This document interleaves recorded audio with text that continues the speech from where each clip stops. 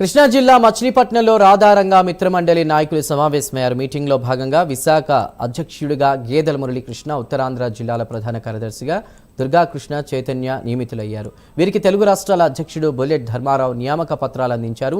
రంగా ఆశయాలను ప్రజల్లోకి తీసుకువెళ్తామని కొత్తగా నియమితులైన విశాఖ అధ్యక్షుడు గేదెల మురళీకృష్ణ అన్నారు. ఏప్రిల్ 3న రాధారంగా మిత్రమండలి ఆత్మీయ సమావేశాన్ని విశాఖలో నిర్వహించనున్నట్లు ముఖ్య అతిథులుగా ఎమ్మెల్యేలు, కూటమి నాయకులు, ఇంకొంతమంది పెద్దలు పాల్గొంటారని తెలిపారు.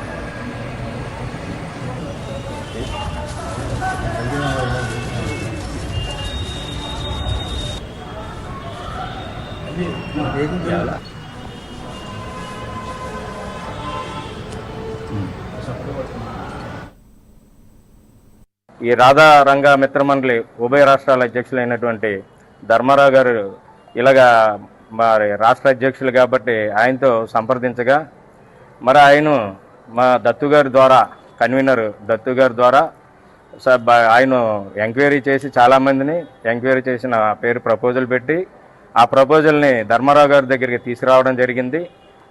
తీసుకొచ్చిన తర్వాత నా గురించి కూడా ధర్మారావు గారు ఎంక్వైరీ చేయగా మంచిగా చెడ్డగా మరి ఆయన ఆలోచించి నన్ను విశాఖ జిల్లా అధ్యక్షులుగా నియమించినందుకు ఆయనకు ప్రత్యేకమైనటువంటి కృతజ్ఞతలు తెలియజేస్తూ మరి ధర్మారావు గారి గురించి కూడా ఆయన మరి రంగా గారి వీరాభిమానిని తెలిసి అలాగే ఆయన వాణిని యుఎస్ఏలో కూడా వినిపించి మరి మంచి వ్యక్తిగా ఆయన్ని మేము గుర్తించి ఈ యొక్క రంగా గారు ఏదైతే బడుగు బలహీన వర్గాల ఆశా జ్యోతి, పేదల పాలిట పెన్నిది, ఆయనకి కులము లేదు, మతం లేదు.